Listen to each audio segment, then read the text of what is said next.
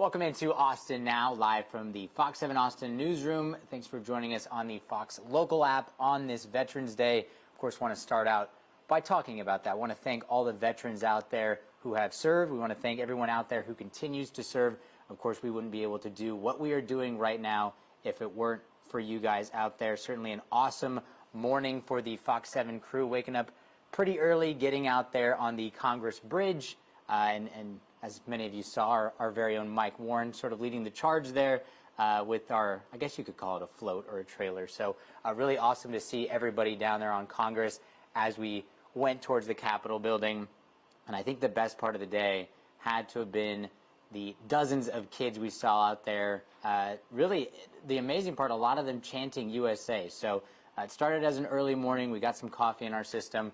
We're able to see so many great people out there that were so complimentary. Of course, we were thanking all the people out there waving our American flags for the veterans that we saw as well. So if anyone out there who has served, we thank you from the bottom of our hearts, of course, and we thank you for joining us on this Veterans Day. But amid this Veterans Day, the government shutdown continues. And even though there was progress made last night, that's not the end of the story, sort of just part one of three of this. So last night, the Senate voting on the funding bill, getting this approved, 60-40, a number they predicted would happen, trying to get 8 Democrats to come over to the Republican side, which they were able to do. Of course, the Senate Minority Leader Chuck Schumer from New York, not willing to budge on this, still voting no. Bernie Sanders coming out, the independent from Vermont, very upset about this as well. So the argument had been made over the extension of the Obamacare subsidies. That's not something that was included in this funding bill. That will expire, but we do know that this will now head to the House, and Speaker Mike Johnson making it very clear to all of the House of Representatives to fly back in, to get back to work and try and get this thing passed. We expect that vote to be tomorrow, for it to get passed tomorrow. From there, it would then move to President Trump's desk, and then the funding would go until January 30th. So certainly not a long-term solution that we're dealing with here, but in the short term, it looks like there is progress, and we are close, it would appear, for so many people out there, whether they're federal workers, whether they're waiting on SNAP benefits, whether people are worried about going to airports, about air traffic control.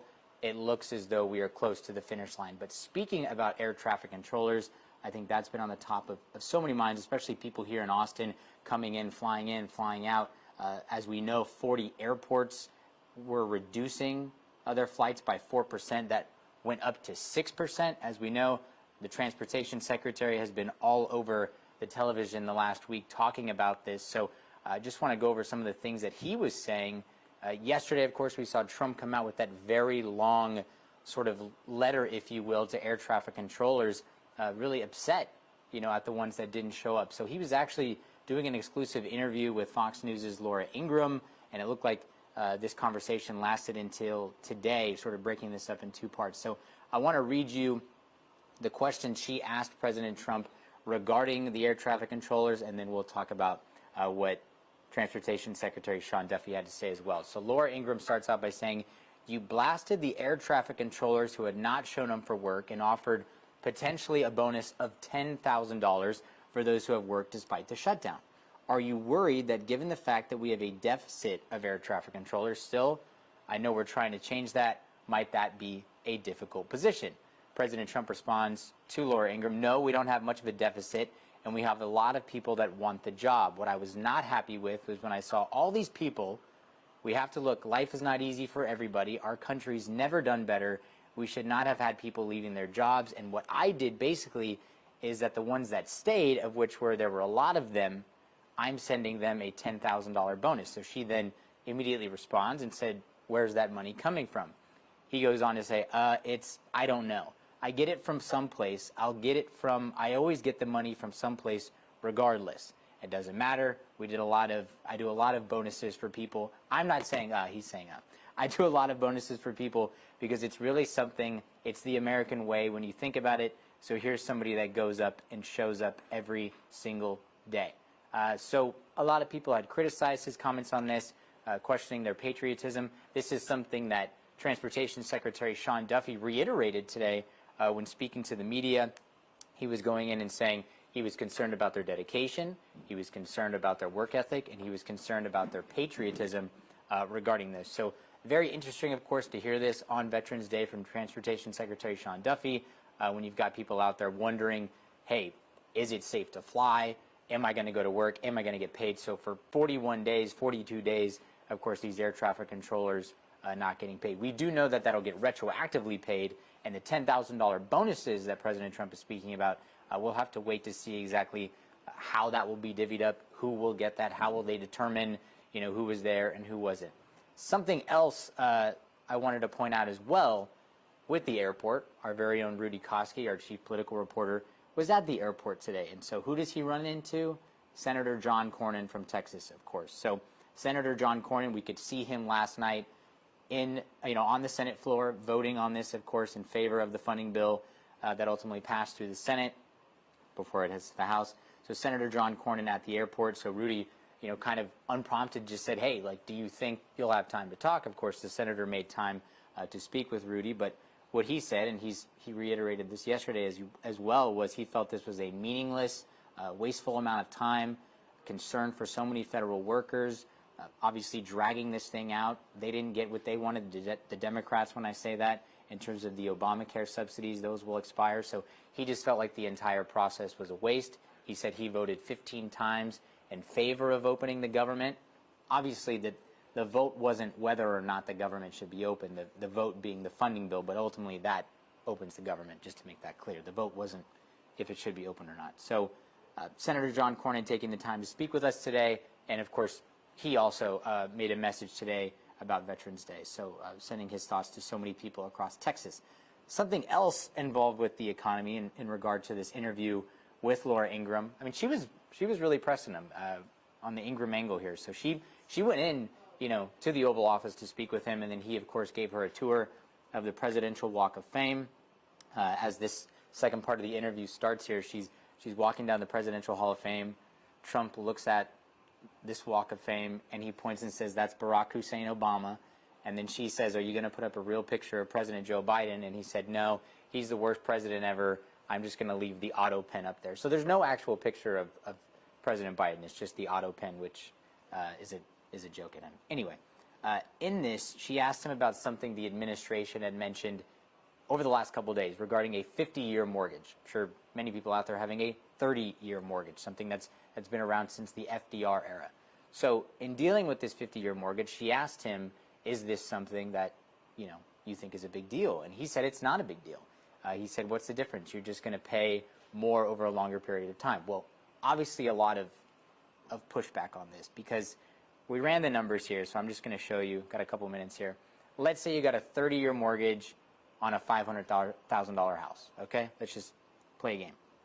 30 years, your monthly payment would be just under $3,000, okay? Your total paid would be just under $1.1 million, because in total interest, you'd pay $579,000, so 30 years. Let's bump that up to 50 years. If we do 50 years, your monthly payment goes lower, obviously. Expand it out over a longer period of time, which is what Trump was talking about. But your total paid because of the interest, and I'm not great at math here, but this is calculated, that goes up to 1.5 on a $500,000 house. Obviously, this is different depending on your interest rate. This is different depending on the house you got. But if you're just looking at a $500,000 house at 6% interest, 30 versus 50, your total interest then goes up to nearly $1.1 million. So you've got $500,000 in interest there, a 50-year mortgage. If I'm buying that right now, not to give away my age too much, but I'd be 80 years old by the time that goes out. So maybe that's not something they'd look into. They also mention 15-year car loans, which currently you'll see a lot of 6-year car loans, of course, unless you're leasing and maybe you're doing a 2 or 3 or 4 years. So that would certainly be different as well. So Laura Ingraham really pressing him on a lot of these issues today. She also pressed him on the H-1B visa situation, something she said to him, and I'll read it here. She said, H-1B visa won't be a big priority for you. If you want to raise wages for Americans, you can't flood the country with thousands of foreign workers. I only got 20 seconds here. He said, you have to bring in talent. She said, we have plenty of talented people here. And he said, no, you don't. You don't have certain talents. So really interesting interview. You can go watch that on Fox News. When we come back, we're going to bring on our very own Crime Watch reporter, Meredith Aldis, to break down the very, very critical trial.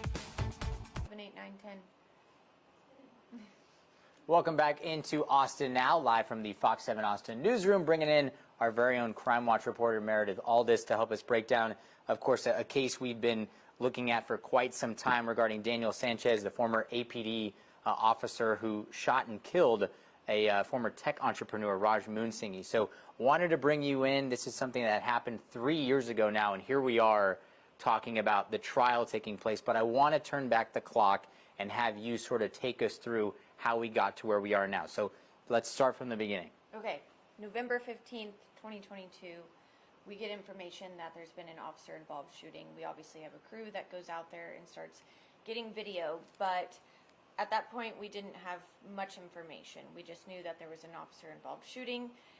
We didn't even know if it was the officer that was hurt or if there was a resident or something hurt. We just know that an officer fired their gun.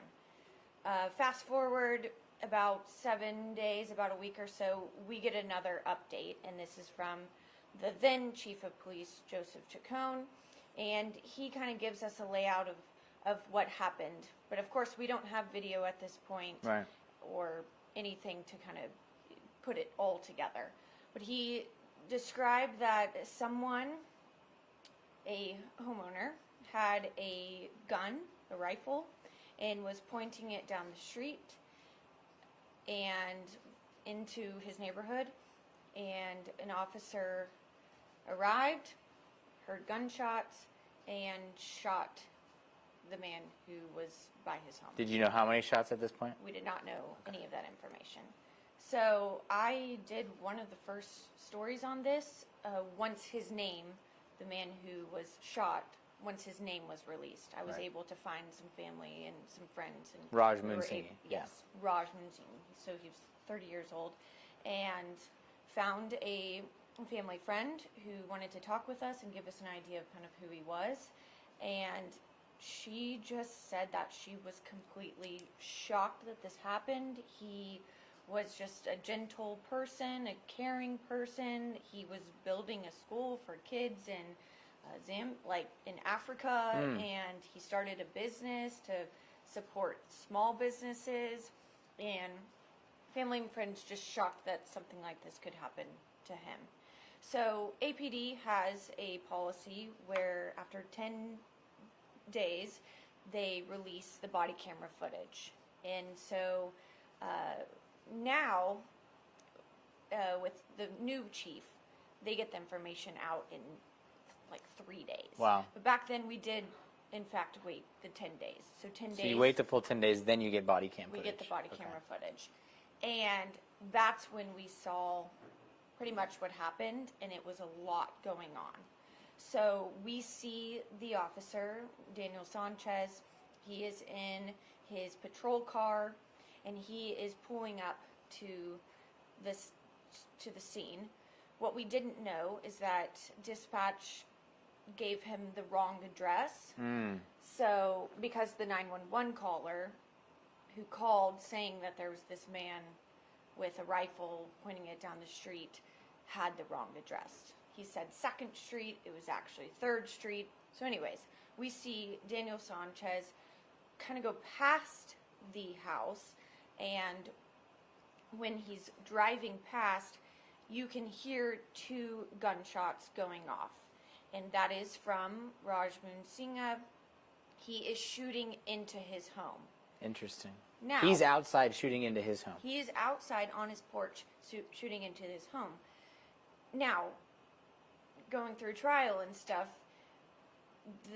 it's revealed that he doesn't know where those shots are coming from or where they're going to.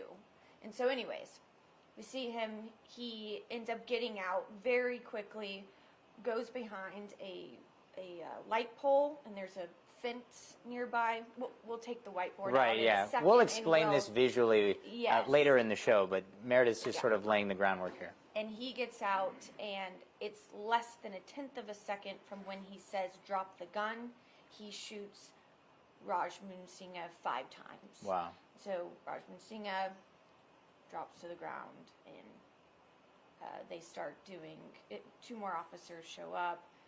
They make sure that no one else is in the home. So he's still alive at this point. He's still alive. He had a pulse. they were doing life-saving measures for a bit, and then he was declared dead. But yeah, so that body camera footage was released 10 days later, and So we're still in 2022. still 2022. And then when are the charges? right? Okay, so that's a year later. Okay. In 2023. It's just been slow moving a bit. It has. Yeah. I mean, yeah, because we're 3 years now Right. at this point. Right. So, a year later, 2023, grand jury indicts Officer Sanchez for deadly conduct, and I wrote down pretty much the definition just to give you an idea of what we're looking at and what they're trying to prove. Right. So it's when a person knowingly discharges a firearm at or in the direction of one or more individuals, a habitation, or a building, or vehicle, and is reckless. Deadly conduct. Deadly conduct. Okay. But they're not. There's no alleged whether or not he shot him and killed him. That's been established. This is a matter of if it's deadly conduct. Correct. Okay. Was it reckless?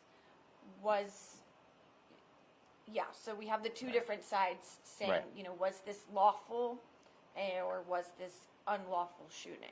So flash forward now, 2 years after that, the indictments and everything. Yes. We got about a minute left, but we're looking at the trial now, something you've been covering the last couple of days. So if you could just give us a little sneak preview of the trial, and then when we come back, obviously we'll get into it.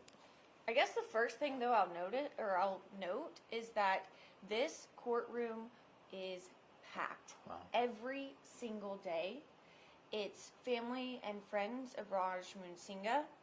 It is supporters of the officer and family of the officer, and so packed that there is a line outside the courtroom or courthouse at 7:37 in the morning, and the doors don't open until 8, and then it is going through security in a mad rush getting upstairs to try to get into the courtroom.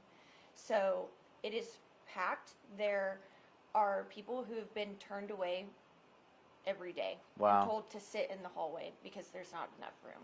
So support and say a lot of interest in this case. Before we head to our final break, just to give you a preview of what's to come next, Meredith will actually sort of break down what's going on in the courtroom, and obviously we'll give you a better breakdown of actually what went on with the gunfire. We do have a whiteboard for the first time here on Austin Now, so we'll give you that visual. Of course, we don't have video, so we're making do with what we have. So when we come back, Meredith will break it down even more. Of course, there's so much to cover with this case. We'll try to do as best we can as this heads into day 3 of the trial. We'll be right back.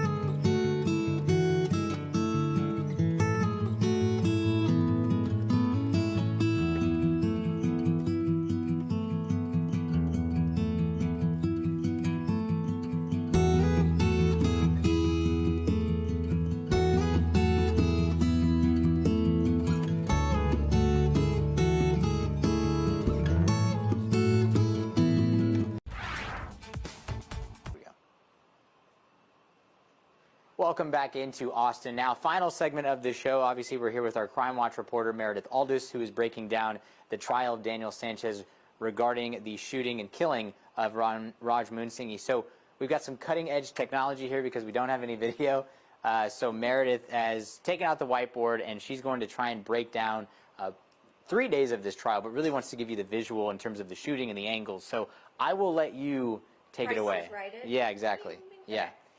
Okay, so I just want to draw this out so you have an idea of what we're looking at. Okay, Right. so this is the duplex that Raj Moonsinghi was staying at. This is the porch. There is a wall right here. And this is in South Austin. In South Austin. Okay. This is open. This is a chain link fence that there's a house next door. Then there is a ramp for like wheelchairs. Okay. You can go up, All and right. then there's stairs right here. Okay. So when police got the 911 call, like we were talking earlier, they were receiving the wrong address. So I'm going to put Raj right here. So when they're pulling up, they actually drive past the house and then park. When they start hearing gunshots, he is firing. He's shooting into his home. They park. So this is Officer Sanchez's car. He gets out. There's a light post right here and a fence. And this is the other duplex. He's staying on the left side of the complex. Officer Sanchez gets out with his rifle, points it at, in this angle I would say is kind of bad actually. It would be more so down here. Angled up, and he fires 5 shots. And you said how quick was that? A tenth of a second. 5 shots. 5 shots. There's a pause in between shot 3 and 5. A slight pause. Interesting. That the state has obviously pointed out, saying that that was particularly unlawful. And is this being explained in day 1? Yes. Okay. And we can sort of see this in the body camera footage too, as far as the angle. But in the body camera footage, you cannot see that Raj is facing the officer. So they did a 3D kind of recreation of the scene to be able to line up the ring camera footage and the body camera footage. So Raj is facing officer. Correct. Okay. With the gun down, not pointing it. But, okay, during trial, I did want to point out some of the things that we learned that happened before the shooting. So we found out more about the caller who made the initial 911 call. He was a security guard. He was watching the house across the street. Don't know what's up with the house across the street, but he's guarding the house. And Raj went up to him earlier in the night and asked him, "Hey man, have you seen anyone around my house or in my house?" And the security guard goes, "No, but I'll keep an eye out." After that, Raj grabs his rifle and he has a conversation with another person, and it is the next door neighbor, and he's standing on his porch at this point, and this is a chain link fence. He's talking with the neighbor on the other side of the chain link fence.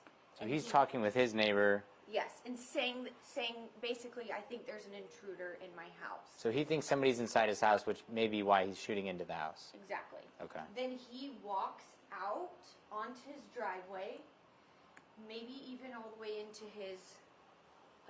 the street, points the gun around, and then goes back, fires the 2 shots, and then obviously we have the shooting from Officer Sanchez.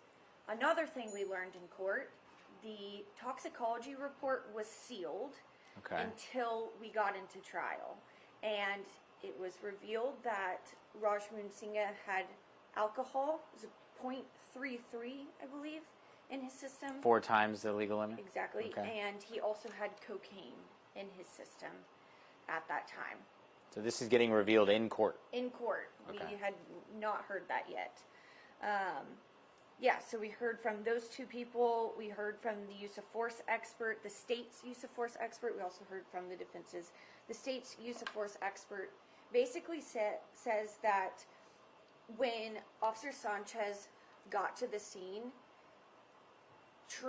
his training should have taught him, and he should have, instead of just going up and firing almost immediately, he should have taken cover. He should have given the commands and then started a conversation with him. Now, the defense's use of force expert obviously is going to come to a different conclusion. Right. He's defending the police officer.